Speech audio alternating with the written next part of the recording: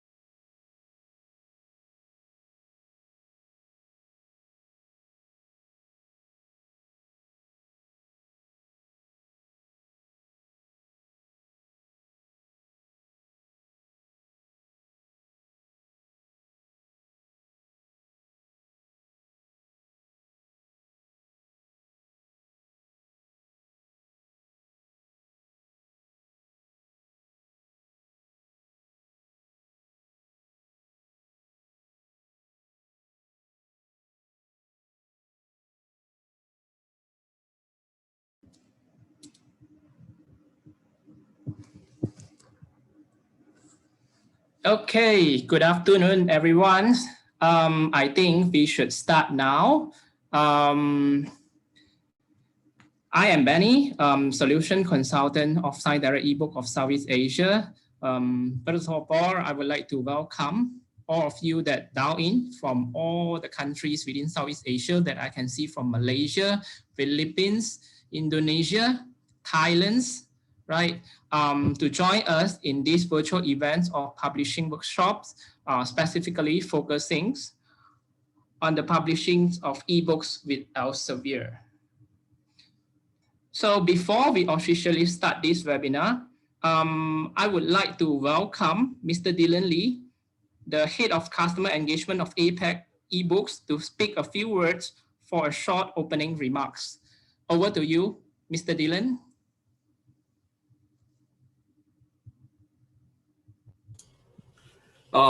Good afternoon, good evening to everyone. I couldn't on my video. Apologies for that because the host has stopped it. I think I want to welcome everyone for joining this How to Publish an eBook with Elsevier. We see a lot of participants coming in from Southeast Asia, but also with other regions, other countries too. It's a great opportunity for us to really have some feedback from the researcher community to get more understanding on your needs. And this is the fruit of why we're having this workshop. And it's also our continuing engagement with the community itself. And also, if you have any questions, do feel free to put them in the Q&A. And I can see the chat. Everyone is very happy to talk to everyone. Share your hellos and share your where you're from and all that, and exchange contact. I believe Benny will share with you guys some of the house rules before we move on. But feel free to give us any questions and we'll come back to you. And I'd like to thank the team for arranging them, and also for our acquisition editor, Charlotte, who's based in the UK, for her time to actually share this with you all. Feel free to give us your feedback also. Hope you guys have a good session. Over to you, Benny. Many thanks, Mr. Dylan. So before we start the webinar, let me announce some of the house rules for the event today. But before that, let me also share with you the agendas today that will be covered in the webinars that to be delivered by Charlotte today. So the first one is the data-driven editorial strategy, book authoring, drafting of a successful book proposal, book publication cycle, basic criteria of book indexing in Scopus, And lastly, we will answer some of the Q&A. So please feel free to type in your questions in the Q&A session and not the chat box. So remember, type in your questions in Q&A and not the chat box.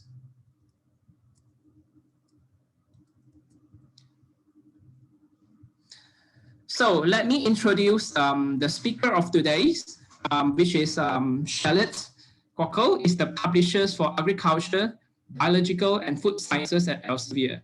She leads an international team of acquisition editors that research, acquire, develop, and publish research reference content under Elsevier Academic Press imprint for over 22 disciplines. She holds a Bachelor of Science degree in Human Genetics from the University of Nottingham, UK, and after spending time as a research assistant at the Royal Veterinary College, London, she joined Elsevier in 2015. So before we proceed, as I mentioned just now, ask a lot of questions in Q&A, not in the chat box.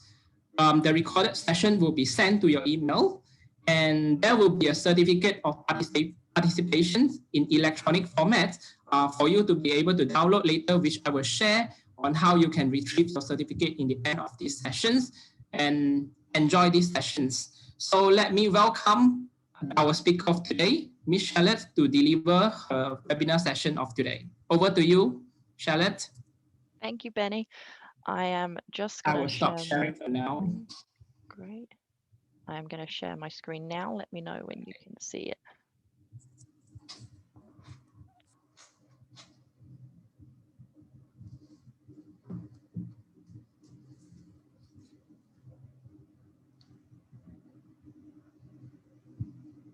Okay, can you see the presentation, Benny? Yeah, I can see. Perfect. Okay. Well, thank you everyone for taking the time to join us. I am delighted to be providing you with information on the process of book publishing.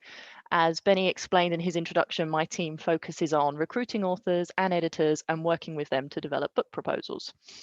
And before I walk you through the book proposal process, I'm going to discuss why you may want to write a book in the first place. And if you do decide to write a book, why specifically you should choose to write for Elsevier. I'm then going to highlight our content acquisition strategy and how that's relevant to you, and then talk to you about how you can craft the perfect book proposal for us. I'm then going to finish by sharing some insights from our current authors and what they have enjoyed about the book publishing process with Elsevier with us. Okay, so to begin the workshop today, why write a book? With a core academic focus being to publish journal papers and research articles, why decide to write a book at all? And while journals are used to disseminate new research on a regular, up-to-date basis, books contain foundational knowledge for longer-term reference purposes. In other words, books tend to represent authoritative collections of accepted scientific theories and would be used primarily as general reference or course material.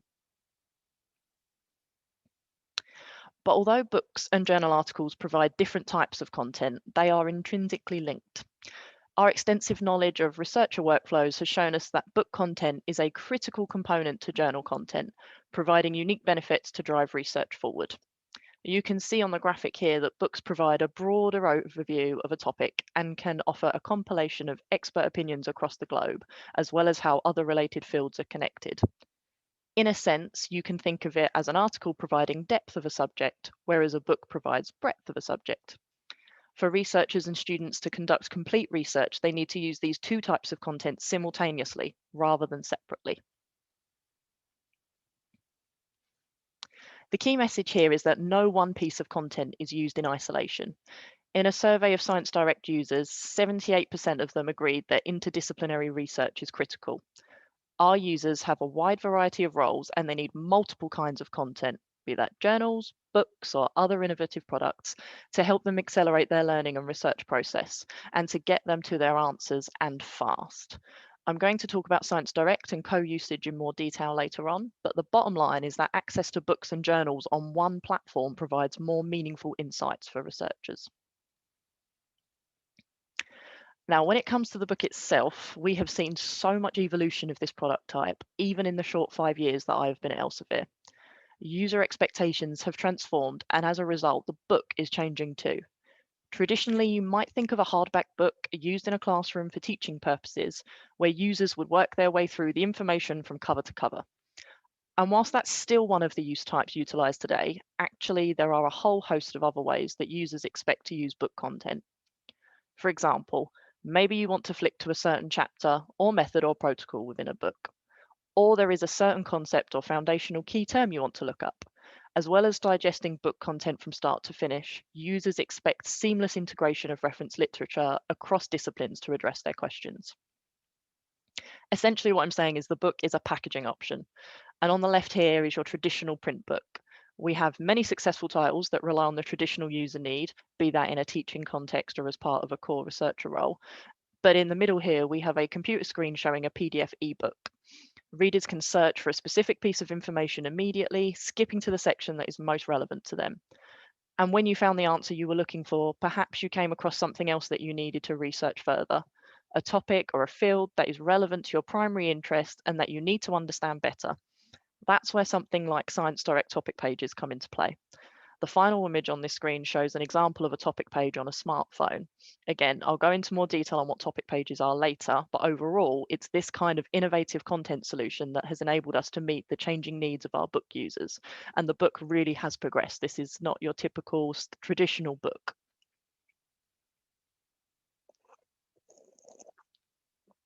Something that is often overlooked is how long a piece of book content remains valuable to the user. And this slide focuses on ebooks specifically. We know that ebooks are research and teaching resources that maintain their value for extended periods of time. This figure shows that older books contribute significantly to ebook usage well beyond their first few years.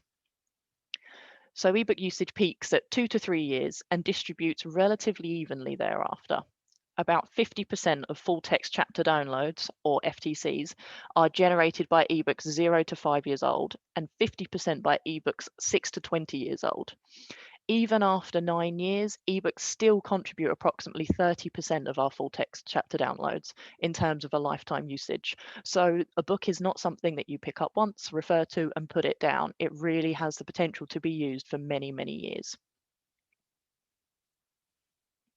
The book really has transformed from the traditional hardback, and technology and analytics have contributed to making the book an extremely valuable piece of content, which means that now more than ever is a great time to devote yourself to publishing a book. We regularly keep in touch with our authors and solicit feedback from them, and recently we conducted 58 author interviews to identify their motivations for writing. We followed up with a questionnaire and received over 200 responses, and these are the top 4 benefits that authors told us they derive from writing books. So the first is they write because they have an interest in the subject and they enjoy the research and writing process of it. Top reason was pure enjoyment. The second reason was it filled an information gap in the market. So perhaps in your own research, you've struggled to find the information you need, and after spending hours looking for the right material, you realize there is actually a gap in the market for a single resource on your area of research. The third reason was to gain a reputation and standing in their field. A key thing to note here is that book chapters are indexed on Scopus, so book authoring will help raise your H index, and I will go into more detail later about Scopus indexing in particular. And the fourth reason was to provide materials to support their own teaching courses. It's amazing how many professors and lecturers approach us and say that whilst teaching their course, they couldn't find one good book to use throughout. Instead, they resorted to using 3 or 4, supplemented by journals and articles and other material. So now they want to write a book that suits their course and many others like it. There is actually a fifth motivation, which isn't mentioned on this slide, but runs parallel to career advancement motivation for journal publishing, and that is the desire to leave a legacy of one's accumulated knowledge. And we just looked at the established longevity of a book so that we know that that legacy you leave could continue for 20 years or more.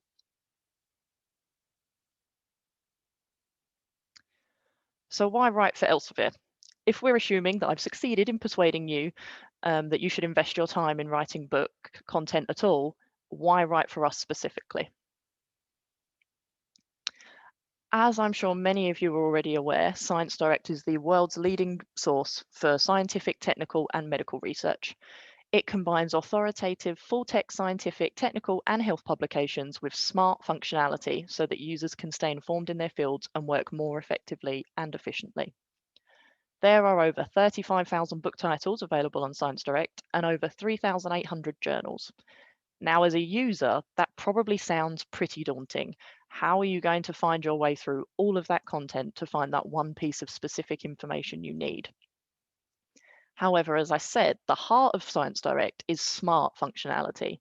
And actually, because every content type is available in one intuitive platform, users that use ScienceDirect save an average of 47 minutes per day during their research process.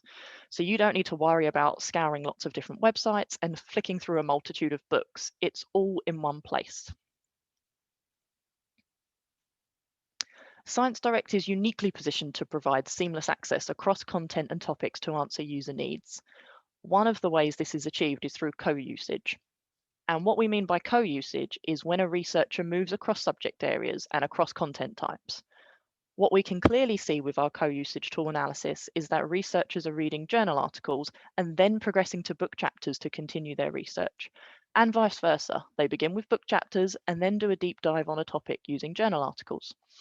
Overall, books and journals are used 33.4% of the time, giving users a seamless research process. The graphic on the right of this slide is an illustration of what this co-usage looks like. So my team specifically focus on agriculture and biological sciences, which is at the top of the blue arc in this graphic underneath the book discipline side. Users looking up content in our areas then move to the journal disciplines listed in the green arc on the right-hand side. In particular, engineering, material science, and medicinal dentistry are subject areas which show the most journal co-usage with our book content. So using analytics like this, we can clearly see that the book has immense value and used alongside journals is a really powerful tool. And what makes our book content so desirable to users in the first place? A major consideration is that Elsevier books have the highest relative citation impact among major publishers in Scopus at 2.1. And users easily access our content using other innovative content solutions, such as the ScienceDirect topic pages.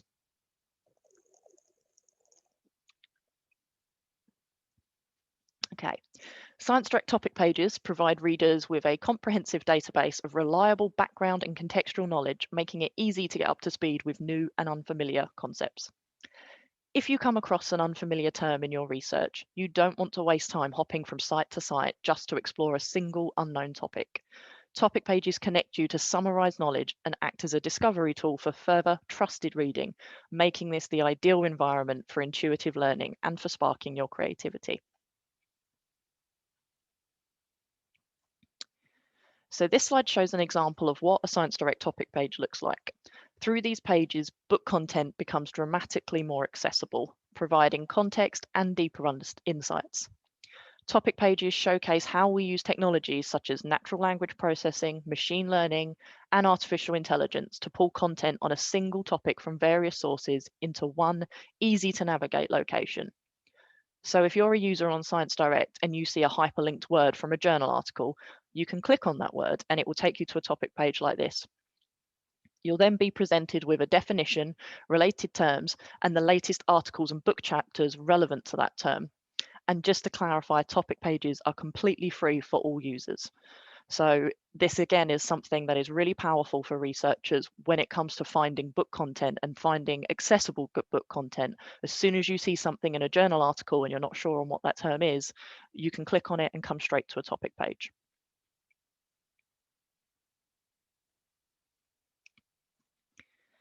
Okay. As the largest indexer of global research content, Scopus includes titles from more than 5,000 publishers worldwide. All Elsevier books are automatically put forward for Scopus indexing, and based on their own selection criteria, Scopus will determine if a book should be indexed or not. The minimum criteria Scopus considers for indexing a book is all books must contain ISBNs. They must all be available in digital formats, so must be a PDF or an XML. All metadata must contain BIC or BISAC subject area codes. And as your publisher, that is something that Elsevier takes care of, so you don't have to worry about that. All book content must be in the English language, and the types of book in scope for Scopus are monographs, edited volumes, major reference works, graduate level textbooks, things along those lines. Please keep in mind that Scopus is a publisher-neutral organisation. So in other words, it selects only a percentage of books from each publisher in order to maintain publisher neutrality. Things that would not fall in scope include dissertations, atlases, yearbooks, biographies, popular science books, or manuals. We don't have a lot of conference proceedings published as books, but we do have some of them, and these would be put forward for indexing in Scopus as well.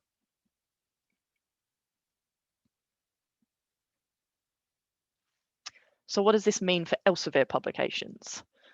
Books that meet the minimum criteria will be reviewed by Scopus over approximately a 3 to 4 month period after we have published your book. 50% of Elsevier titles fall directly in scope and are automatically indexed. 26% of our books fall out of scope, so that will be things like the atlases and the encyclopedias, and are not indexed into Scopus. 24% fall in a grey area, and these are the titles that are manually evaluated by subject matter experts at Scopus, and the review process may take a little bit longer. Once Scopus has a final list of books that meet the criteria, they then review according to the following selection criteria. The first is reputation and impact of the publisher, and this is why Elsevier is particularly successful at indexing books with Scopus. The second is the size and subject area of the books list. Third is availability and format of the book content. Fourth is publication policy and editorial mission. And 5 is the overall quality of the published book content.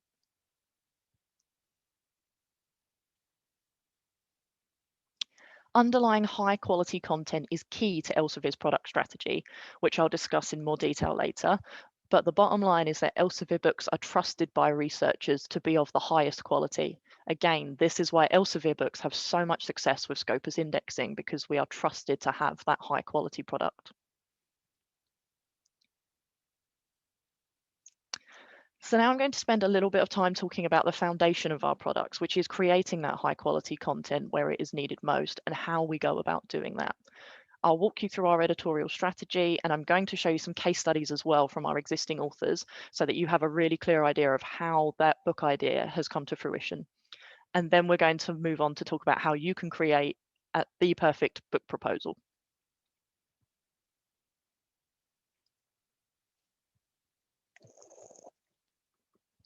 As with any business strategy, our first step is to evaluate what is already available in the market. What content types are available? What subject areas are covered?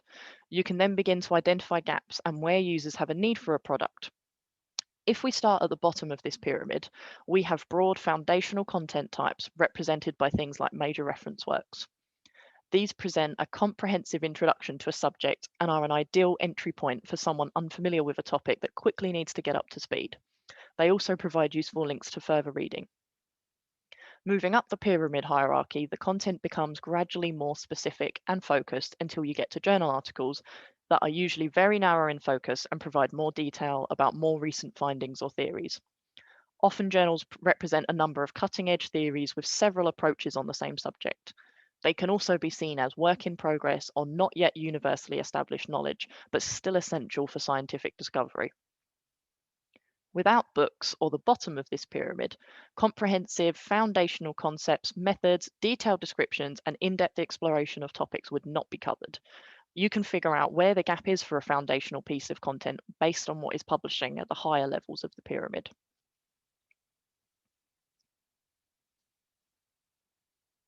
Content that supports your needs is the core of our strategy, so it's user-focused and a data-driven approach. We focus our content development on the largest, fastest growing research areas. This ensures that we produce the content most needed by the research community. One of the first steps in establishing our strategy is to use data to identify high growth opportunities for developing content and solutions based on research trends, funding, and usage. Plus, we also consider factors like what are the most influential institutions and authors, what research is most cited, or highly regarded, or critically acclaimed. We also ensure our book offering aligns and complements our journal program, which is really important to us because this means that we're addressing the various content needs of our end users. Based on this information, we're able to extract the very best and most authoritative content from the huge quantity of research available. As I said, we primarily focus on areas where research is big and growing and well funded. We're building this content set through commissioning activities, through strategic partnerships, and by expanding our network through workshops such as this one. In recent years, we have divested businesses that don't quite fit with Elsevier's strength and research mission. But on the other hand, we have invested by acquiring publishing houses, such as Woodhead Publishing and Gulf Professional Publishing, so that we can bring more content in growing areas to the researchers and students that need our content.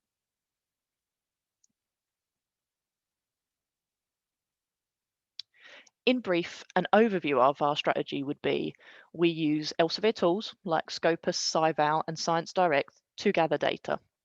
Our editorial team then looks at our individual portfolios to identify publishing opportunities and to look at where we have those content gaps in our portfolio, and also what content would complement our journals. We analyse all that information to decide what content is needed now, but also to anticipate what will be needed in the future. The result is a high demand content from leading authors that fill the gaps of knowledge currently in the market.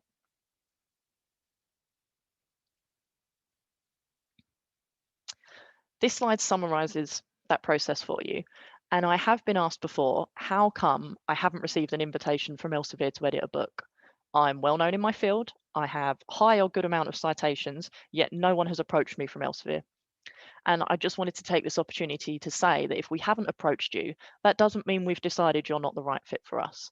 The reality is that there is so much fantastic research out there that it becomes difficult for us to approach every person we'd love to work with. You can see on this slide that these are all the key disciplines that we publish reference books in. So there is a real breadth, and each year we are publishing around 1,300 different reference books. And this doesn't include our textbooks or core medical titles, so the number is actually much larger than this.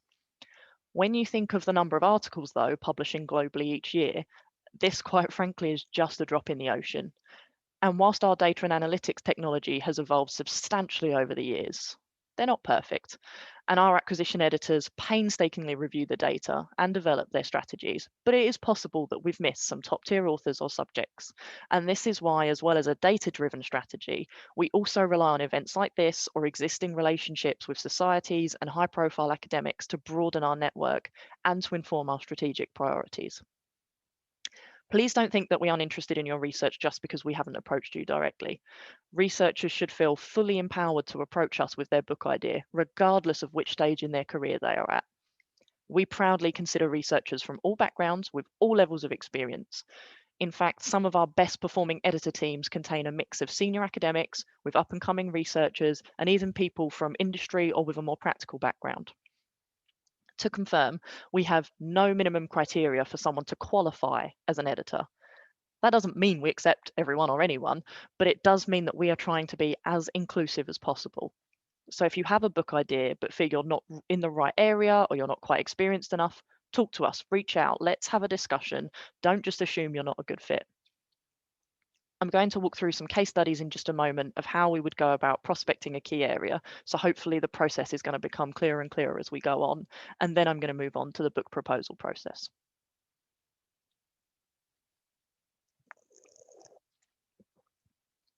So how do Elsevier acquisition editors decide where to focus their efforts?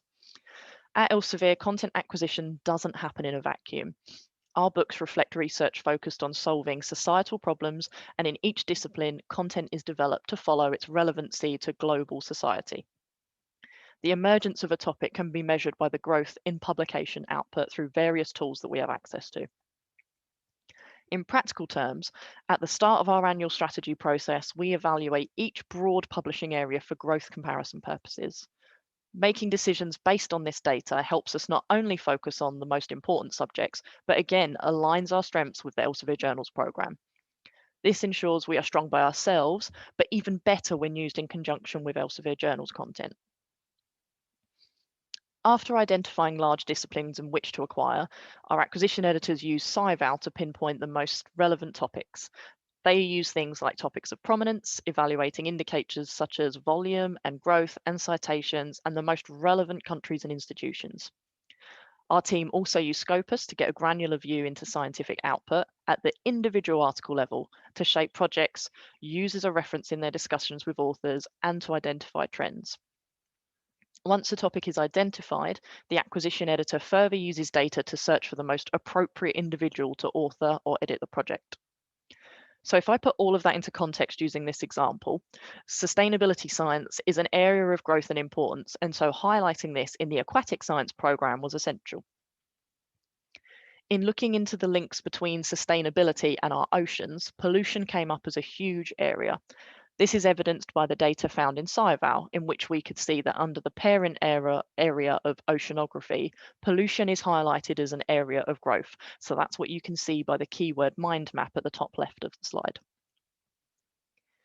This data shows there is large growth in output, and we can see that there is a large CAGR of 10.91% by this graph in the middle. Additionally, Elsevier has a very successful marine pollution journal, which has an impact factor of 3.782. Furthermore, when looking at the performance of content in marine pollution, we can see that our existing content already has large levels of usage for both chapters and journal articles alike. This all indicates that a book on the topic would be a very strong addition to the market. So now that marine pollution has been identified as the topic, the next step would be to find a suitable author to take the lead. As we have such close alignment with our journals colleagues and shared networks, it made sense to look to our editorial boards, and one particular name jumped out, and that is Dr. Ricardo Beres, and he is editor for the Frontiers in Marine Sciences journal. Professor Beres is also in the top 40 authors for activity in this area, along with a strong H index, and he was very interested to submit a book proposal idea on marine pollution for us.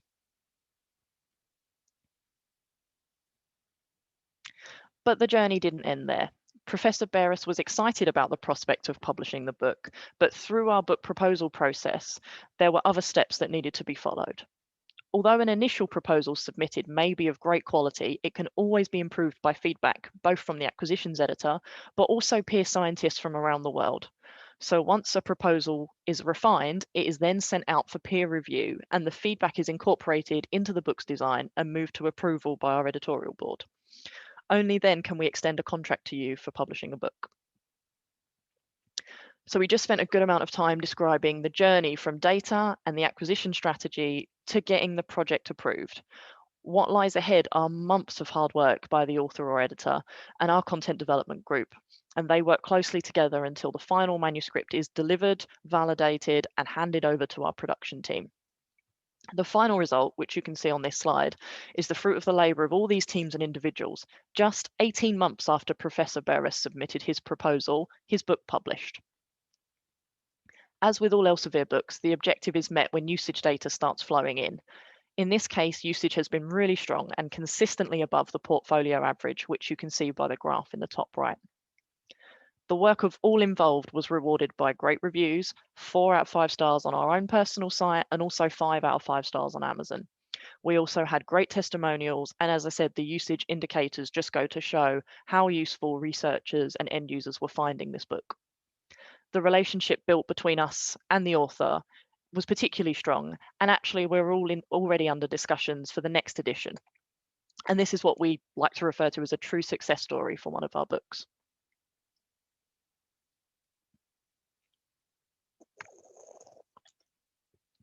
Our second case study looks at space weather.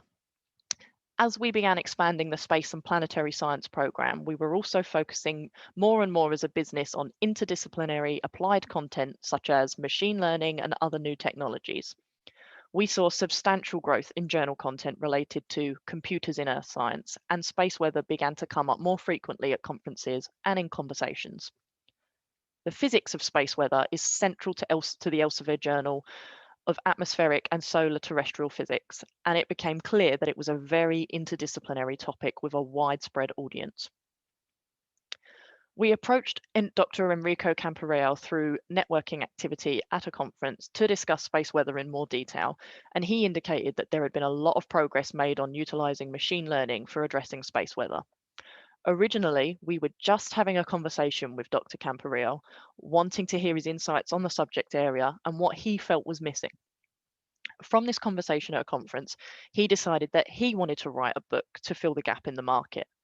He then brought in Dr. Simon Wing and Dr. Jay Johnson, who are other leaders in this field, and they put together a proposal for an edited book covering the latest developments in a really practical way. If you look at the profiles of each of these individuals at the bottom half of this slide, you can see that they really bring a diverse range of experiences to the editor team. And again, that is something Elsevier is particularly passionate about. You can see from the graphic on the top right here that this book on average also outperformed other books in the same subject area in terms of usage. And actually, in case I didn't clarify earlier, what we mean by usage is how many times is that piece of content used online in our Science Direct platform. Our algorithm takes into account things like purchases, clicks, downloads, search results, and quantifies all of that online usage to allow us to make comparisons. And that is what we're talking about here. The work of all involved in this particular book was especially rewarded when the book was nominated as a finalist in the Earth Science category of the Prose Awards. These awards annually recognise the very best in professional and scholarly publishing by bringing attention to distinguished books, journals, and electronic content. So it's a really huge achievement for the team and something we're all particularly proud of.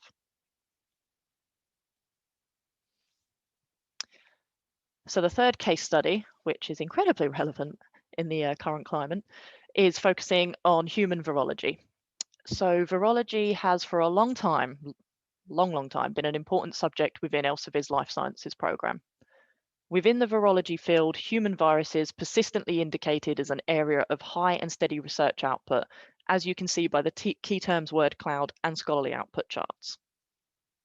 Based on analysis of our programme at the time, and I'm actually going back to around 2014 when we're talking about this initial analysis, our editors identified the need for a new project in human virology. At that time, coronaviruses were a relevant but minor topic within the area. And obviously in today's climate, that has changed drastically, which you can see by the new growth chart on the right-hand side from 2020. And you can really see how, in just 6 years, the research output has incredibly grown. Within the subject of human viruses, SciVal data showed South Korea as having both strong scientific output as well as content that was globally relevant with a high field-weighted citation impact. South Korea had a high incidence of previous viruses and similar viral infections, such as the highly pathogenic Asian avian influenza. As a result, South Korea had established strong research connections with other leading countries in the world, forming key knowledge exchange networks. All of these indicators suggested to us that a publication on viral infections in humans, written by experts in South Korea, would be well received by the academic community. So again, once we've identified that, the next step is who could do a good job at leading this effort. Using Scopus, the acquisitions editor was able to identify candidates based on their reputation, their area of specialty, their general experience, and their publication history. Dr. Wang-Shik Ru of Yonsei University and now CEO of the Institut Pasteur Korea had an ideal profile. Dr. Ru's book published in 2016, and even before this global pandemic, his book was highly used at a rate consistently above the portfolio average. From 2017 to 2019, it had 40% more usage than the average book in the portfolio. And so far in 2020, completely unsurprisingly, the usage is at an all-time high of 90% greater than the average. A second edition of Molecular Virology of Human Pathogenic Viruses is now in development, with planned enhanced coverage on COVID-19, something that researchers are crying out for right now. This is a fantastic example of how a topic published as a book content over 4 years ago is still very much relevant today, and how we are always conscious of updating and releasing new editions to ensure our foundational titles still contain the most up-to-date and relevant research. Again, this highlights the importance of providing a trusted resource to the research community and how it can be used for many, many years. It's not just a one-time deal with a book. Okay, so that is a lot about our strategy. And what I want to move on now is the book publishing cycle in general and what you can expect from the book publishing process with us.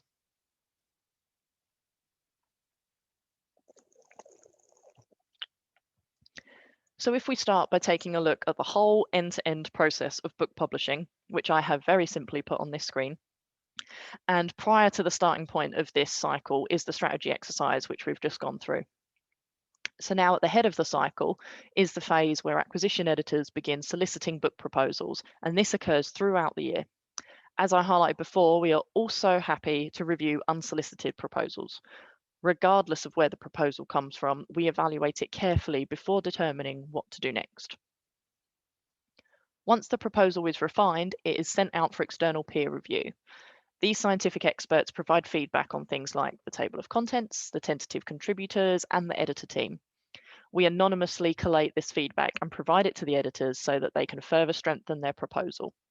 The final proposal is submitted to our internal editorial board for approval, and once approved, we can offer the editor team a contract.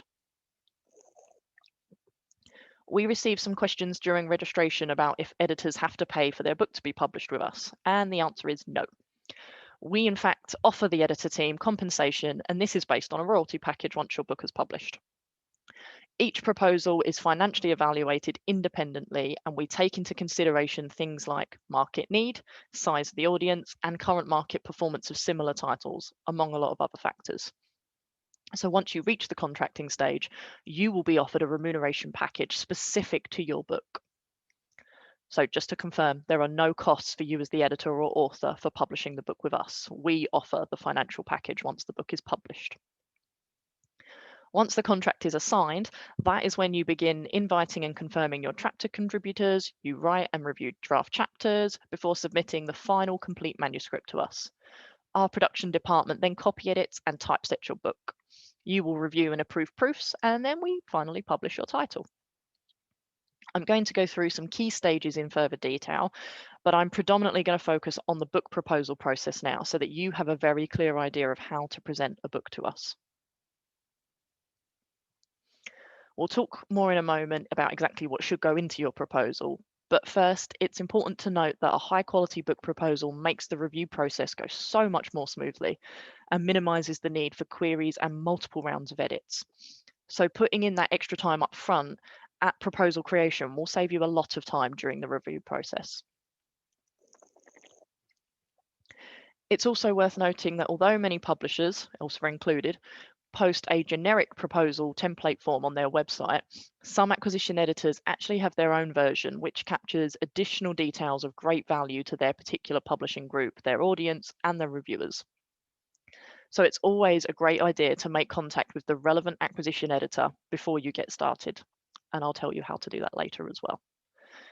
This is not intended to be a daunting process, and a good acquisitions editor will guide you through each step. The role of an acquisition editor is to offer support for the author and to help make a strong book plan, and as such, provide a lot of guidance and honest feedback along the way. You, the author or the editor, are the subject matter expert. Your acquisitions editor is the publishing expert and takes their responsibilities to the scientific community and to their team at Elsevier very seriously. Okay, so this is what our standard proposal form looks like.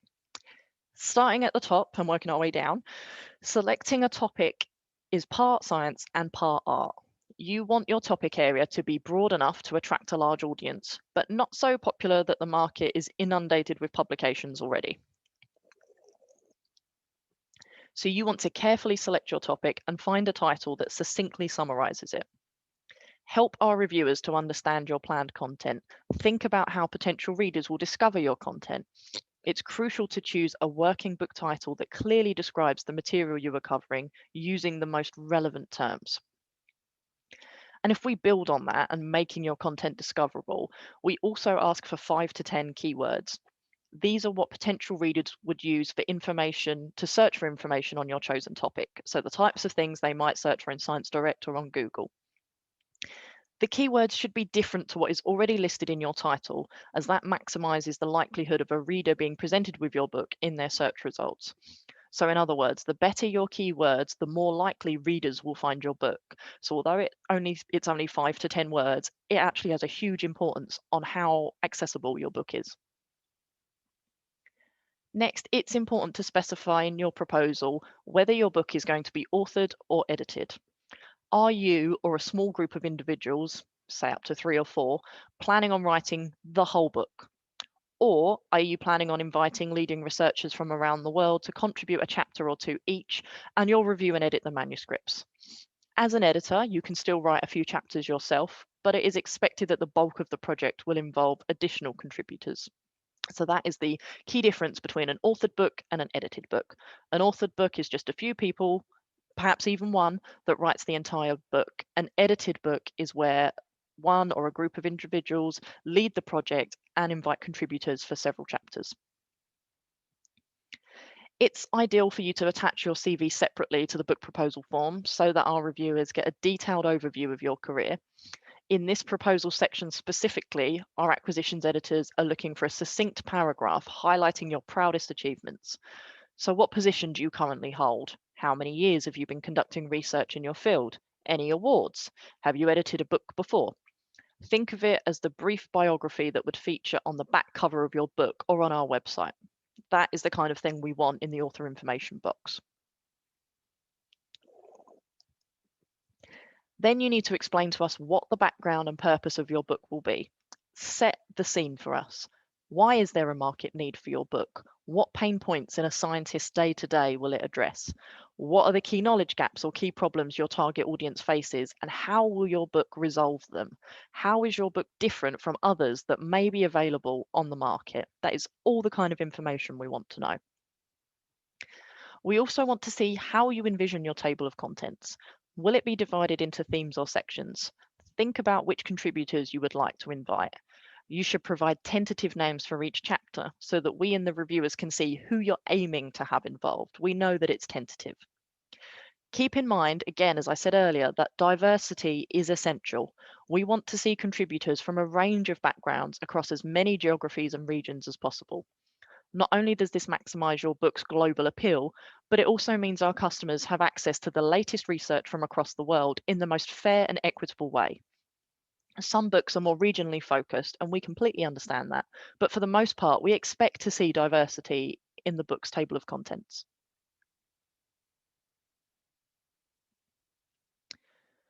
Next, think about who your intended readers are. Are you creating an advanced reference book aimed at senior researchers? Or are you creating a textbook for undergraduate and postgraduate students? Perhaps your book will appeal to several groups. And if you have links to societies or other institutions that you think will be particularly interested in your book, make sure you list them here as well. If you haven't already covered it in the background section previously, now is your chance to tell us what problem your book solves. Pitch it as a problem solution statement. So in a very rough basic form, the problem: there has been a wealth of articles published on coronaviruses. Researchers need to access trusted information in one place. Solution: this proposed title includes foundational virology information whilst also highlighting the latest advances in coronavirus research.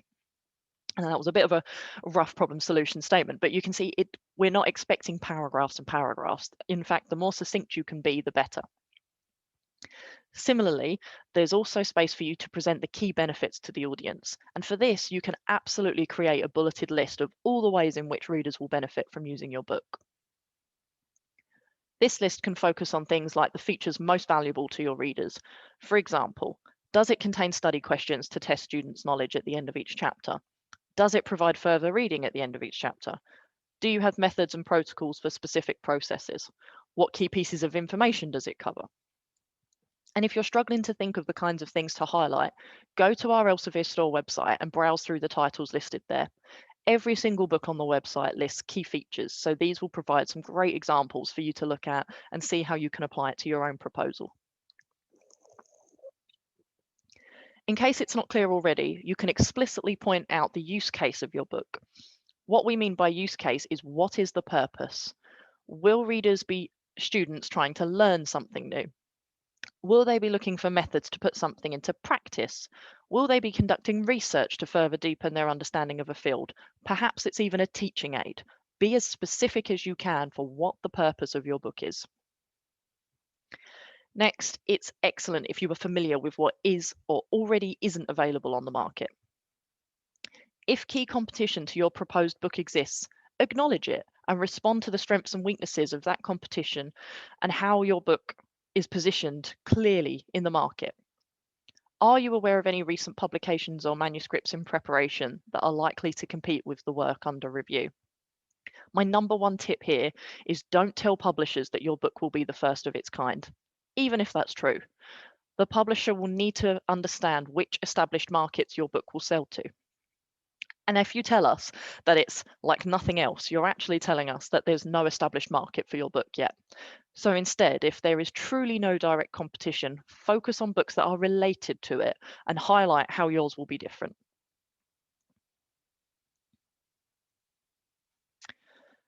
Next, think about how long it is going to take you and your co-editors or authors to prepare the manuscript. Please be realistic.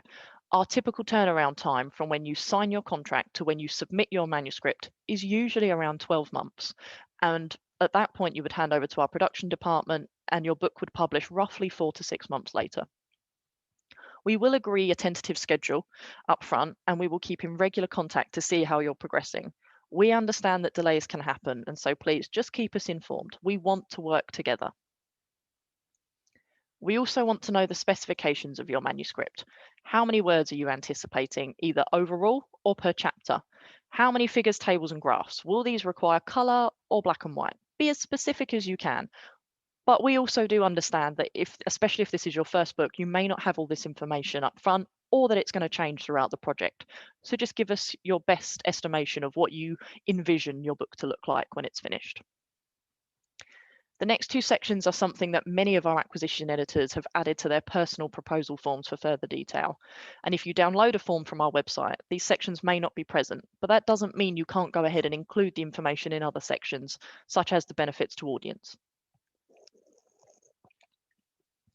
Content transformation refers to the structure of your book.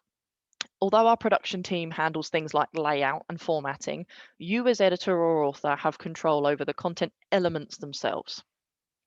We have found that the more structure and consistency a book has throughout its chapters, the better the experience for readers. So, for example, will every chapter begin with a brief introduction and finish with a glossary? Will there be call-out boxes for key definitions or case studies? Will there be worked examples or decision trees present? Be as specific as possible and really think about how you want to present your information. Many of our authors have published with us before or have submitted more than one proposal to us at once, which is perfectly acceptable. List the titles you have published or have in development, and if you've been a chapter author on one of our books, list that as well.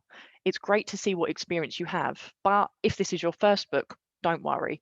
We are still very much interested in working with you. It just signals to our acquisitions team what level of guidance they need to be providing you with, which is why we ask if you've published a book before. Finally, we give you the opportunity to recommend reviewers you think would be valuable in evaluating your proposal. These shouldn't be people that will be directly involved in your project, but can be people you are associated with professionally or who conduct research in your area.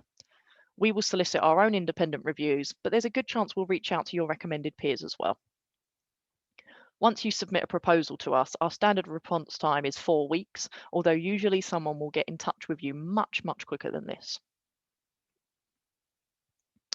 So I've included the link to download our standard proposal form in this presentation, as well as the proposal mailbox you can send your proposals to, or inquire about which acquisitions editor works in your subject area so that you can discuss your initial ideas with them first. At the very beginning of this slide deck, I also provided my personal email address. So if you're really not sure and you want to talk with me about your ideas or you'd like some help with crafting your proposal form before submitting, please do reach out to me. Before I move on from the book proposal, I wanted to briefly touch on what to do if you've already written the book and have a complete manuscript ready. Typically, people come to us at the very beginning of their ideas, but occasionally we do have whole manuscripts ready for publishing. In this scenario, we still require a completed proposal document so that reviewers have a detailed document to review rather than trying to read a whole manuscript. So the best way forward here would be to create your book proposal based on your manuscript and get in touch with us in the usual way. It would also be great if you can provide us with 1 or 2 sample chapters. We will then send this out for external review in the same way we would with a standard book proposal. The rest of the process is exactly the same, just accelerated because you've already written the manuscript. Finally, a question I often get about submitting a book proposal is, how do I avoid being rejected? And I do have some tips for this. So the first is to spend the time creating an excellent book proposal up front, using the steps I've just gone through. If you can get feedback from colleagues before even submitting to us, so essentially you're sending it out for a peer review before it even gets to us, that means you're presenting the best possible version, even better. If you follow those steps, you have a very strong starting position already. Each portfolio is very different, and proposals are evaluated specific to the subject area.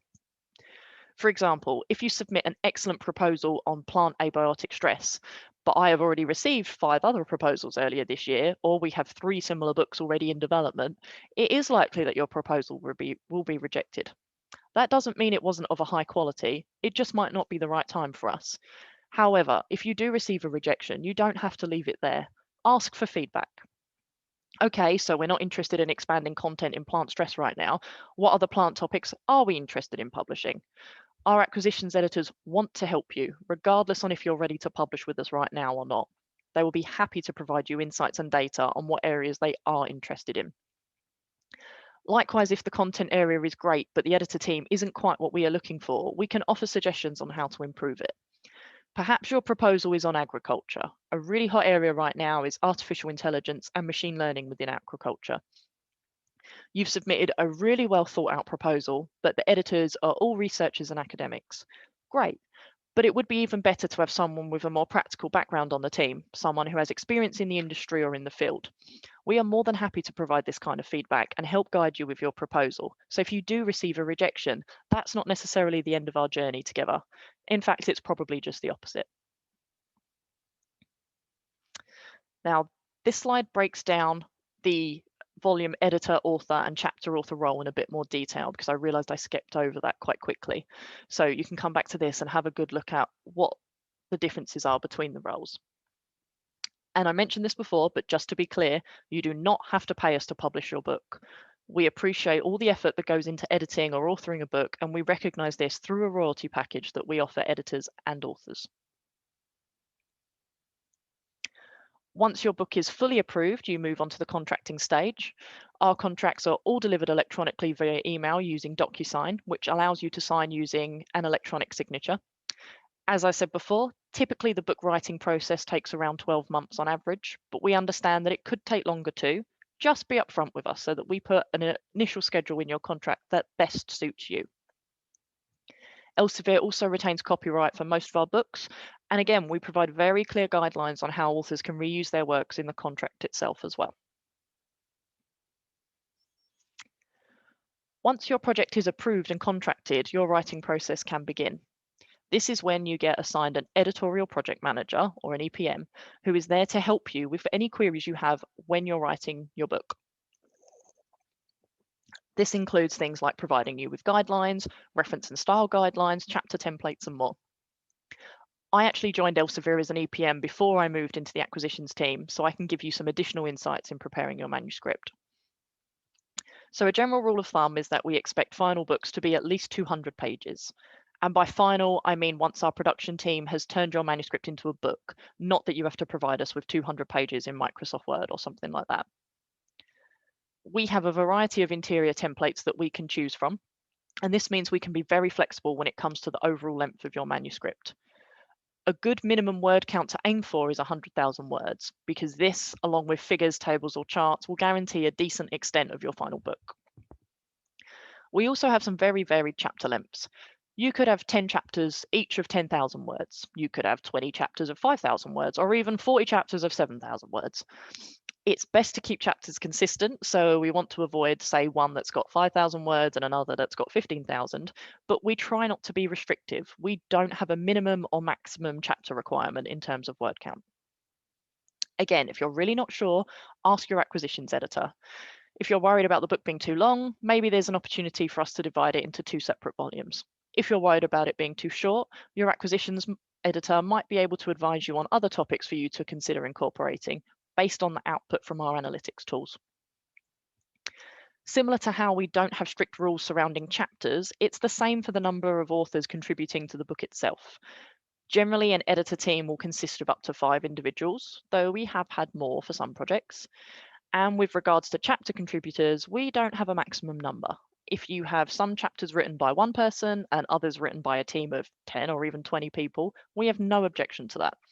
As I said earlier, our main concern is ensuring you have diversity in your contributors, geographically, career stage, and backgrounds. We have no limit on the number of people that can be involved in a project. Okay, so I have given you a ton of information on the book publishing process, and that can be quite daunting. However, I wanted to point out that as well as a knowledgeable and passionate team of acquisitions editors, we also have some great online resources for authors or potential authors. So please take a look at our Researcher Academy and the other things that we have listed on our website. This will go over things like plagiarism and give you a step-by-step guide on how to go through that.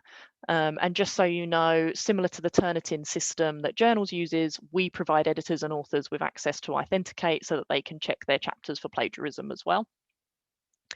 Permissions is something else that it discusses, and actually a lot of people get quite intimidated by permissions, but there's a really simple process for how you can apply to use content that's already published in your book. So that's a really good resource to take a look at as well. As I said, once you've finished labouring over your masterpiece and submit your final manuscript, you're then ready to enter our production process. You get assigned a production manager and they will contact you with an approximate schedule, and your manuscript will be copy edited, typeset, proofread, indexed and structured for online publishing, all by professional suppliers. And then we are ready to go to press. I explained about the transformation of the book earlier and how we are increasingly seeing the need for online content. On average, 60% of our book sales come from ebook purchases and usage. However, that still leaves 40% for print books, and we don't underestimate the value of the traditional book model. This is why we publish your book simultaneously as an ebook on Science Direct, but also as a print book.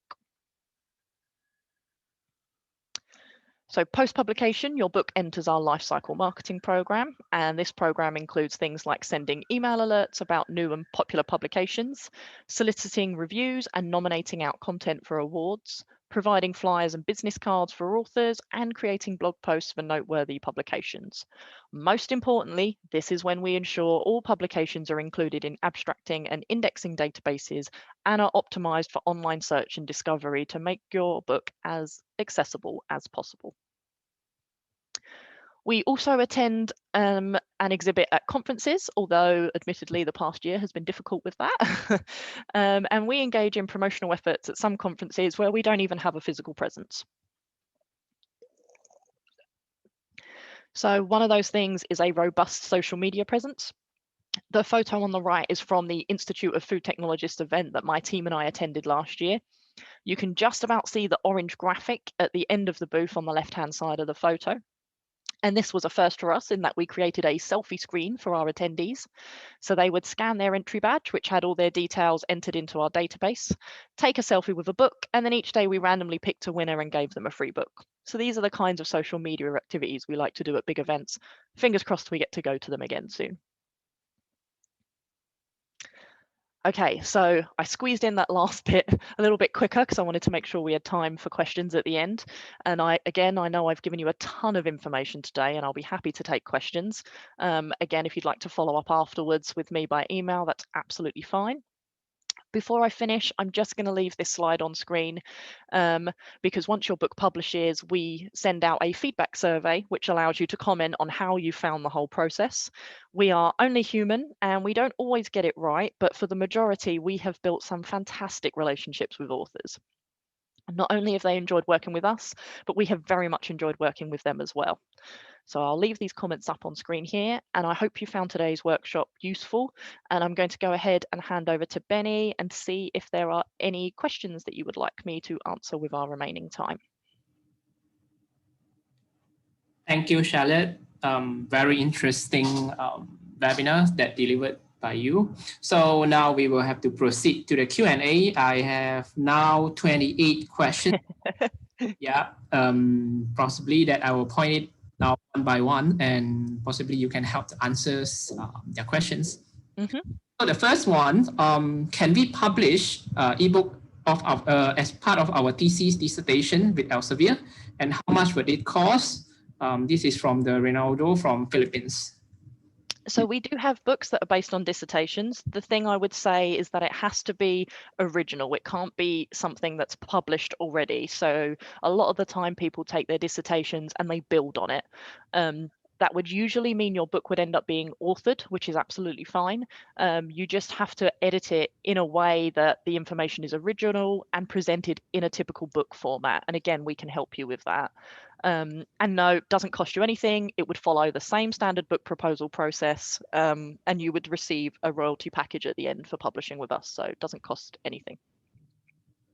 Thank you. And the second one, would there be a limit as to the numbers of authors in a book? Nope, as many as you like. The third one, is there a page count criteria? So as I said, we prefer a minimum page count of 200 pages. That's because of binding and making sure the final print book looks good, as well as the ebook version. Also, anything less than 200 final pages suggests that maybe we've not given quite a deep overview of the subject that we need to. So you want to aim for around 100,000 words with figures. There isn't a maximum. If it starts getting too big, then we can suggest breaking it into volumes, or perhaps we'll even send it out for review to see if there's content that we don't specifically need, but no real minimum other than 100,000 words. And other questions? Only English is accepted for book publishing with Elsevier. Do you accept manuscript in other languages such as Malay language? Yes, we have a translation service, which is actually handled by an external service provider. So if you reach out to us, we can put you in touch with them as well. The only thing is that because it's not in English, it won't be indexed into Scopus, but we do have a translation service and can publish in other languages. The final outcome of the book, it has to be in English, right? Yes. Right, thank you. Can you consider a handbook of a compilation of the abstract of the thesis dissertation of a department within a university be considered for book publication through Elsevier? This compilation handbook also contains names of the researchers, titles, and keynotes, including their advisors. Yes, I don't think we've done something specific to within one university. We've done something similar with conference proceedings, so I don't see any reason why we couldn't explore it. I think it's unlikely it would qualify for Scopus indexing, but that certainly doesn't, put us off. That is something we'd consider, so I'd definitely be interested about hearing more on that one. So we have got another question from a professor from a medical school. She was asking, do you publish book on health professions, education, or medical education? Yes, so that would be our medical content, which is a slightly different part of the business to what I'm in. You can submit a book proposal in exactly the same way. It will just get passed on to a different department, but we have a very robust and successful medical and health professional department of publishing, so 100%. Thank you. And one more from one of the participants. She said she saw on the slide that presented by you just now with first edition, I think possibly related to virology. And does it mean there will be a second edition? And does it mean by that, is the second edition mean there are more additional content at some point that inside the first edition, or how? Yes, so we will take the manuscript from the originally published book and we will either add in content, so any latest developments that have happened over the last 6 years that have 6 years since the book was last published, and we will add that in. And the editor does that, I should say, rather than we. The editor goes through the original manuscript, takes out what they think is unnecessary, puts in all of the updates, and then we repackage it and publish it as the second, third, or fourth edition. So again, keeping the majority of the content the same, it's just adding in the updates that's important for researchers to access now. Thank you. And one more, I think the page count, and we have answered that, but what about the references? Would there be any limitation on the references as well as the co-authors in creating this book? No limitation on references. If we start getting to the point where there are many, many pages at the end of each chapter, then we might suggest creating a bibliography at the very back, having all of them listed rather than having, say, 5 to 10 pages of references at the end of each chapter. So definitely, if you've got a lot, we want to prioritize the ones that are the most important. But otherwise, there is no limitation on number of references that you use or that you list, and definitely no limitations on the number of researchers or authors that you have involved in your project. Thank you. And the next one came from Suresh Kumar. what is the procedure when I want to contribute only book chapters for a book instead of whole book? So this participant asking for publishing of just book chapter alone. So most of the time we prefer a proposal on the whole book, so that we have a very clear idea of where the market need is and where the gap is that your book's going into. Occasionally we have a need for chapters. So for example, we're currently working on a new edition of Agriosis Plant Pathology, and we are looking for chapter authors for that. However, that is very specific, and usually we reach out to individuals. I would highly recommend, if you've got a chapter idea, talking to your colleagues and other researchers in your network to see if you can create a book proposal from it, even if it's a rough outline of a table of contents, just so that you can come to us with, this is a chapter I would like to write, and this is the kind of book I envision it being able to fit into, and we can work with you on it. But ideally, we would prefer a proposal that's fully fleshed out with all of the chapters rather than just one specific chapter. So another anonymous attendee was asking, for the recommendation, would that be a better approach that if he or she contacting editor recommendation before submitting the book proposal is just to discuss about the subject area that can be published? Yes, definitely. I think that's my number one thing, is to reach out to either me or the proposal mailbox that I've listed on the slides and talk about your ideas, because I would hate for you to spend forever, crafting this perfect book proposal, like I said, on plant abiotic stress. And actually, that's not the area we're interested in right now because we've already got content in the pipeline. So by reaching out to us and saying, this is the idea I was thinking of, is this part of your strategy? What do you think? It means that you get some upfront feedback from us before you've even invested any time in creating the proposal. And maybe the acquisitions editor will say, yes, we're interested in this as well as this, and it automatically sparks an idea for something slightly different to what you were envisioning to begin with. So I highly recommend reaching out to the acquisitions editor first. It's not to say that's exclusive, but it's definitely a good idea to get some feedback early on.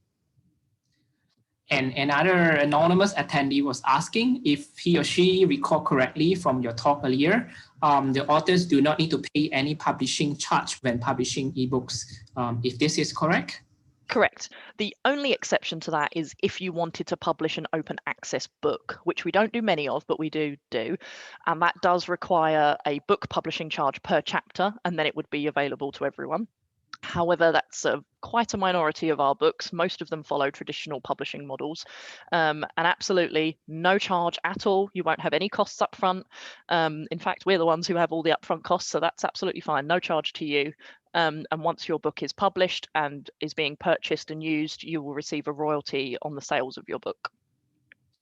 So another question from Umi Zakia. When we submit the book proposal, should we already send the book with it, means the completed book, or first submit the proposal first? Which would you be recommending? If you have the completed book already, I definitely recommend, if you're not comfortable sending the whole book, at least a couple of chapters. Pick some random chapters, send that along, because then we get a really good sense of what your book already looks like. The only not necessarily difficulty, but complication of having a full manuscript ready is that it's harder for us to offer feedback, because we could say, actually, we think you should add this and this to the table of contents, but you've already written it. So by providing us with sample chapters, it gives us a really clear idea of what you've written, the style of your writing, that kind of thing. So I definitely recommend sample chapters at the very least. And one more similar question with previous attendees. She or he was asking, can they convert the PhD thesis into ebook publication? Yes, you can. You just need to think about how it's going to be fleshed out into a book, keeping in mind your minimum word content and the figures and graphics that you might want to be using. If you can expand on it into book content, you absolutely can use it as the basis. However, you can't just give us your thesis and turn it into a book, in that exact form. It has to be edited and worked on a little bit more than that, but we can guide you on that process. One question, what is the platform that they can use to create ebook? So you aren't necessarily creating the ebook. That's something we do. So you would write your manuscript usually in Microsoft Word. Some people use LaTeX files. You could do that as well. If you've got any other kind of word processing software, that's absolutely fine. and you can submit to us, and then we convert it into the ebook format and file, so you don't have to use specific software. We also currently have a platform which we've just launched called Elsa, and you will have access to that platform. So if you don't want to write in Microsoft Word and actually you want to use something that's specific to Elsevier and that our team can have access to whilst you're writing, then you can write in the Elsa platform as well. And I'd be happy to provide more information on that if anyone's interested. And one more question, can Elsevier allow to publish a book in a language other than English? But I think this is similar with the previous question asked. Translation service will be available from the external parties, right? And the outcome of the book, it has to be in English. Yes, so we can do either. If you've got a book that's published in English by, say, a small scale publisher that you want translated into a different language, then we can offer it to our supplier. Likewise, if you have a book in a foreign language that you want in English, we also have a service for that as well. So please just reach out to us and I can give you some more information on how to do that. But absolutely, we can accommodate both of those. Is diversity really makes ebooks more valuable? More 100%. So we can see, if you compare our authored books to our edited books, so an authored book with, say, one person who's written the whole thing, compared to an edited book with, say, 50 or 60 researchers from across the world, usually 9 times out of 10, the edited book is used far more, is downloaded far more, is purchased far more. And that is because people are getting access to research from across the world, and they're also expanding their network. They know, who is writing each chapter, and it's not just from one expert, it's from lots of different ones. So 100%, the books that typically perform better in our portfolio are the ones that are edited and that have lots of contributors involved. So due to the overwhelming responses from the Q&A, so we try to extend another 10 to 15 minutes to try to finish off the Q&A before we end this session. So I will try to read out all the questions. The next one, when is the time to apply for the book proposal at Elsevier? Is that only a certain month or any time throughout the whole year, especially for the funded book program? Yep, anytime throughout the whole year. What are the criteria of the thesis that could be transferred or converted into a book or book chapters, and how long the average of the process from proposal submission to the book published? Okay, so similar to any standard book, the criteria would be the usual proposal form, send it off for external review, and then depending on the portfolio, feedback is largely going to depend on whether it's accepted or not. We have tons of disciplines that we publish in, so there's not really a restriction on subject area. However, if it's something that's particularly niche, then that's going to suggest that it's probably not quite the right fit in its current form, and that it needs to be put into a broader book content rather than specific to that. So it really is going to depend on a case-by-case basis. Do you provide profit sharing or royalty on the book that published? A question from attendees from Malaysia. Yes, yeah. So if you have an editor team, a lead editor team of, say, 5 people, then those 5 people would split the royalty of the book. And I think actually, going back to your previous question, I forgot to mention how long the publishing process took. So just to confirm, once your book proposal is submitted and accepted and you sign the contract, usually we give you 12 months to write the book, but it can be shorter and it can be longer. So completely flexible. And then once we have your final manuscript, it usually takes us around 4 to 6 months to typeset and copy edit it and get it into the final book. So hopefully I've answered both of those. Thank you. And can we get help to write a book for clinical pharmacy research? It would depend what kind of help you mean by that. Yeah, maybe at the proposal stage, yeah, to get more information of how to draft the proposal, right? Yes, yeah. So again, your acquisitions editor is going to be the best person to talk to. So send an email to either me or to the generic proposal mailbox and say, hey, I'm interested in this, but I need some help. And then your acquisitions editor will be able to walk through exactly what kind of resources and help is available to you. So how high is the chances or percentage of the successful rate to publish with Elsevier in cultural heritage research or qualitative based studies? So it's not something, it's very specific to each portfolio and each subject area. We don't have a specific rejection rate as what a journals would have, because like I said earlier, even if your proposal is rejected, there's a very good chance that we're going to work with you to create an even better proposal that might not be quite what you thought of in the beginning, but is, you know, still turns into an excellent project. But that process can take a lot of time. So it's not something that we specifically track and is very specific to each subject area. So what would be your best advice for first-time writer? Talk to us early would be my #1 tip. Reach out to us, talk to us about your ideas. Talk to us about who you want involved in your project, because I think a lot of people have this great idea about the content and the subject, but haven't necessarily thought about who else they want to write with them.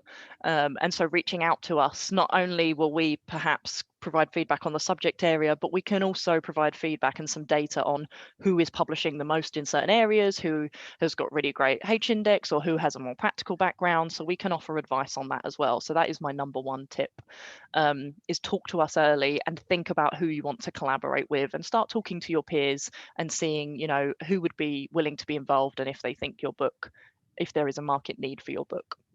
So one is asking for the sample of book proposal, and I think it asking for the sample completed book proposal for reference.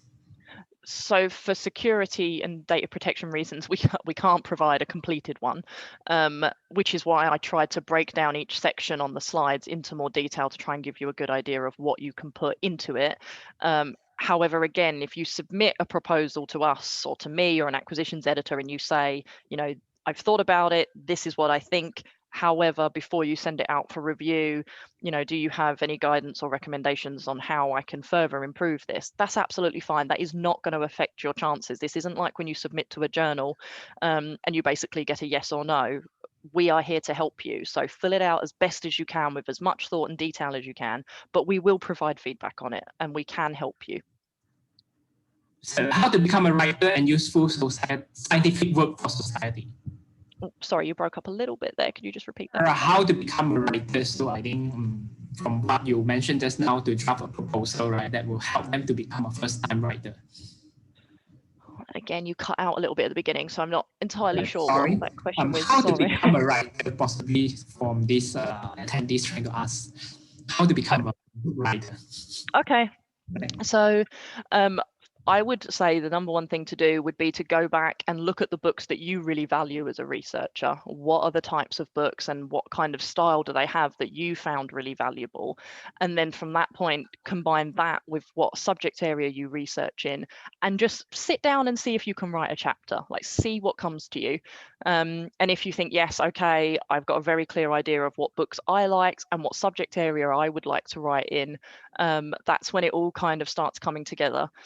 If you're a first-time writer, another thing that would be good to do is to reach out to someone who has already published a book and really find out how they found the process, what were their pain points, so that you're fully prepared up front with what to expect. Is it still acceptable if the chapters come from different scope? And this is especially for the social science field. Come from different schools, was that? Means different chapters had different scopes. Different, yes, absolutely fine. You. Could our book reviewers be invited to be co-authors if they are suited for the book production? Yes, so if we sent a book, so originally the reviewers, if you submit a table of contents and their name was listed in the table of contents, we couldn't ask them to review. However, if they're not listed in the table of contents and a reviewer comes back to us and says, yes, this is a great book, by the way, I'd also be really interested in contributing, then we can put you in touch with the reviewer. Keep in mind that the feedback you get from reviewers is going to be completely anonymized. So you're not going to know who the individuals are or who their contact details are. So unless a reviewer specifically says, I want to contribute, and gives us permission to share their details with you, that makes it tricky because we have to keep the process as fair as possible. But it's definitely a possibility. How to manage the writing of each chapters? Must they use Elsevier journal as the references and each chapters, or how? Nope, you use we're completely representative and fair, so you don't have to only have Elsevier resources in your books or Elsevier journals in your books. You can reference whichever articles you would like, or even whichever books you would like. It's not specific to Elsevier. We're not that mean. Yeah, so let me combine two questions into one. Does Elsevier help to publish chapters or books for education physics field, and as well as architectures and construction management? So do we publish in those areas, basically? Do we publish book for education physics? Yes. We have, I don't think I touched on it, but we have a really robust textbook program and an education program. So yes, we definitely do. Is there any specific minimum page count? So I think you answered that in the previous questions, correct? Yes, hopefully.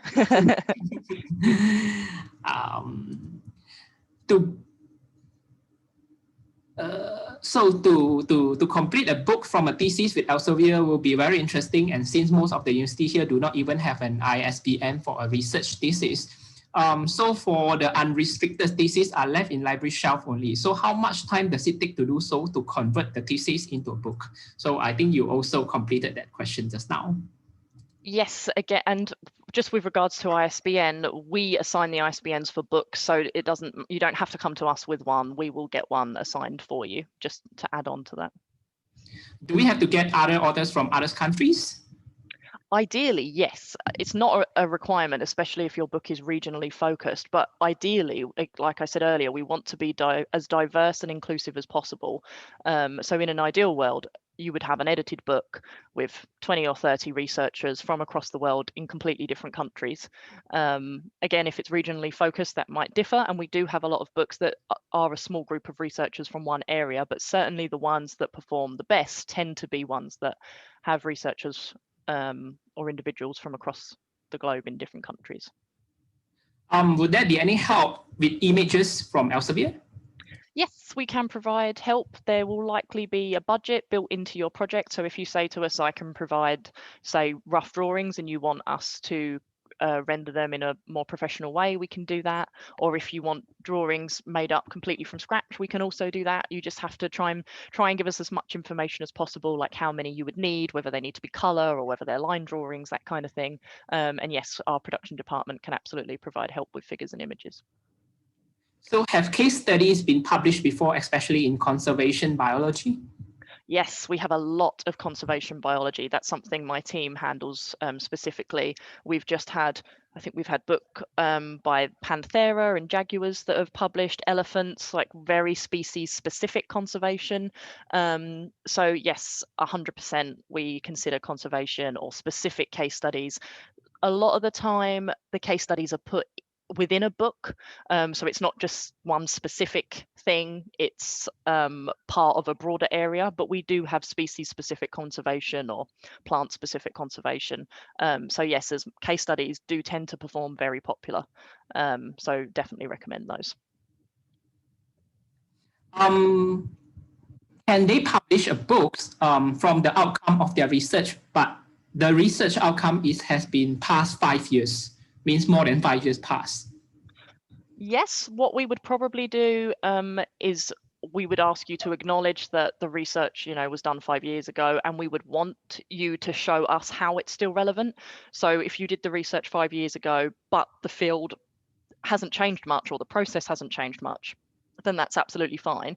If you did research 5 years ago and actually the research has accelerated over the last 5 years, that it needs to include some recent updates, then we would like you to combine the two. So use your original research, but then either yourself or invite some contributors that can provide some updates as well to keep it relevant. So is a good research book does it must come from the sophisticated research methods or survey equipments? Sorry, could you repeat that, Benny? Sorry. Is a good research book must include the information from sophisticated research method and survey equipments?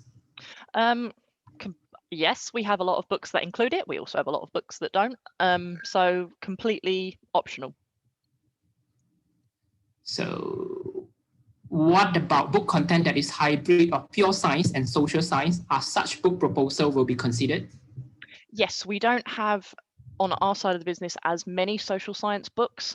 It's definitely a smaller program, so I would definitely recommend for social sciences reaching out to us first before you submit a book proposal, because it is a narrower area as opposed to something like agricultural, biological sciences or engineering.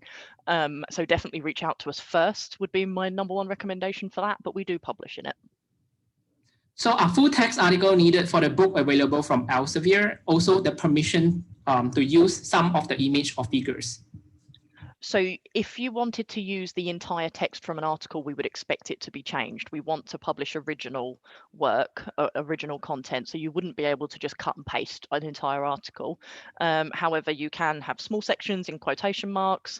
And if you want to use figures, that would be, if you go back and have a look at the slide on permissions, basically there's a very easy way for you to click on a link on the online article that takes you to the Copyright Clearance Centre or the Rights Centre, and you basically just submit a form that says what the figure number is, where the figure is from, and can you have permission to put it into your book. And you just give them some rough information like the title, when it anticipates on publishing, and send it off. And usually you get permission same day from a lot of publishers. They just automatically respond with, yes, you can use this figure. And that's it. You just provide us with the evidence that you've done that, or go use your permissions manager and liaise with them so that they can do it on your behalf. And then that's absolutely fine to reuse images. We have that. It's very common in our books, just not whole chunks of text. We don't want, that's when you start going into plagiarism territory. So due to the time constraints, so let me just read out another 3 more questions before we proceed to show up the survey question and also the retrievement of the e-certificates. So let's say if they sign the contract and they will not be able to deliver the book on time, what will be the consequences? It's twofold. So if you were to contact your editorial project manager, definitely give them as much notice as possible. So if it's a week before the deadline, that's going to be tricky. But if you give us as much notice as possible, we can make sure that your book is positioned to our customers as best as possible. So the downside of not hitting your deadline, your final deadline, is that we start marketing and advertising books 7 months before publication, because that's usually how long it takes for our production process. With a little bit of buffer added in. So if you don't deliver and the book gets pushed back, there's a chance that customers get disappointed or they cancel their pre-orders, and it just doesn't look great. So that's the main consequence. However, there's no real consequence from us. You know, we're not going to penalize you for not submitting your manuscript. If it keeps getting pushed back, and, you know, a couple of years have gone by, then we might say, okay, you're clearly not in the right time.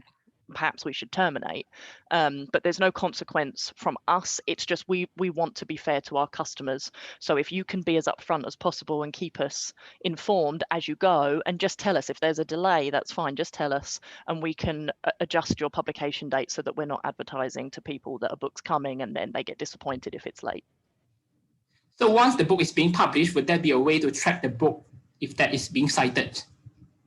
Yes, I would have to come back to you on that with the specifics, but we can provide information on that, particularly on usage, electronic usage as well. So if you allow, I will circle back and be a bit more specific on that afterwards. So how did they get in touch with acquisition editor? So I think you will have left your email in the slide. So I will share out the slide with them. And would there be anything regard to this book publishing so they could reach out to you via email?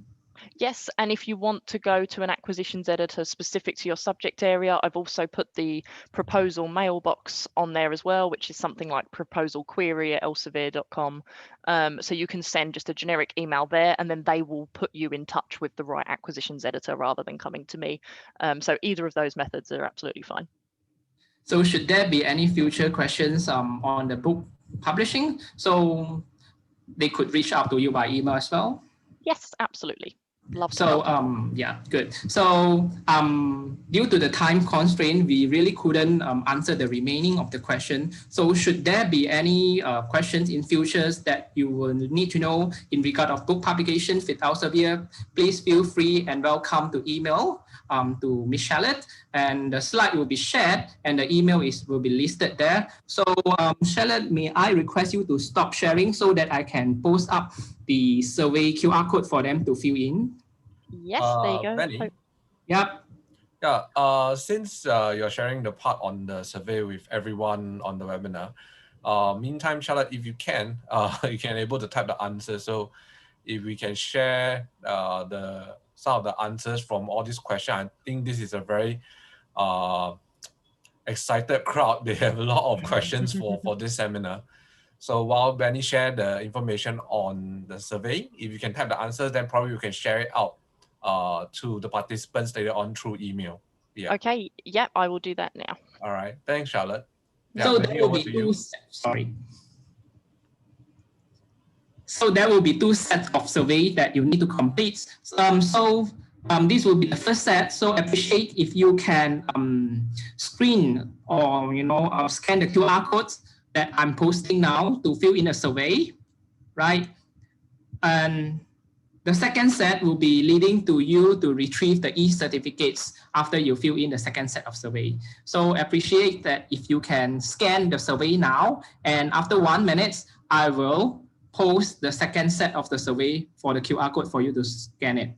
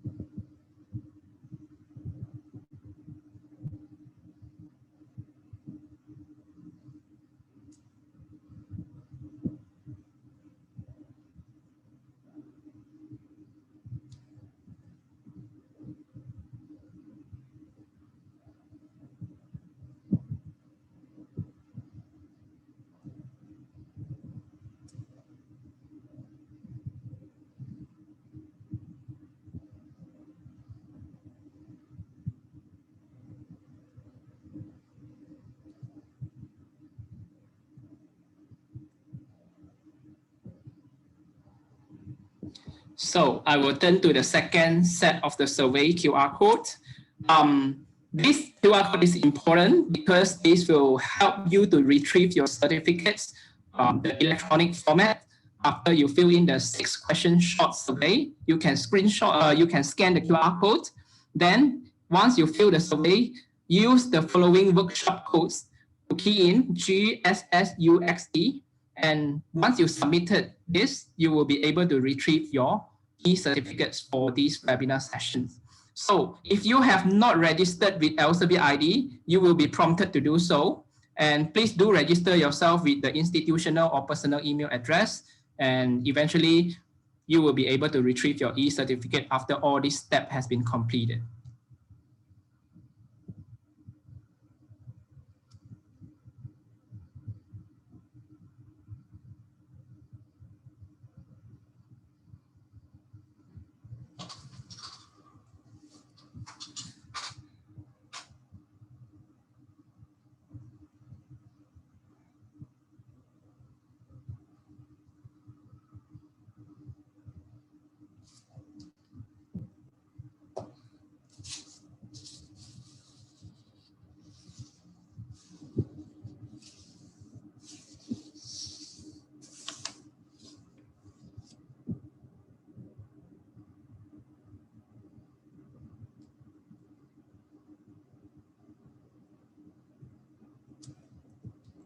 So I will leave this on for another 30 more seconds.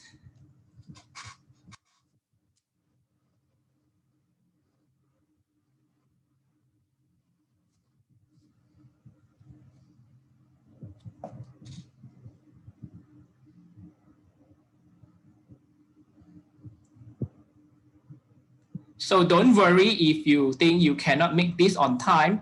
I will include this QR code in part of the webinar slide, and the email to be sent to you on the instruction of how you could retrieve the presentation slide. The QR code would be part of the slide as well. So I shall stop sharing now.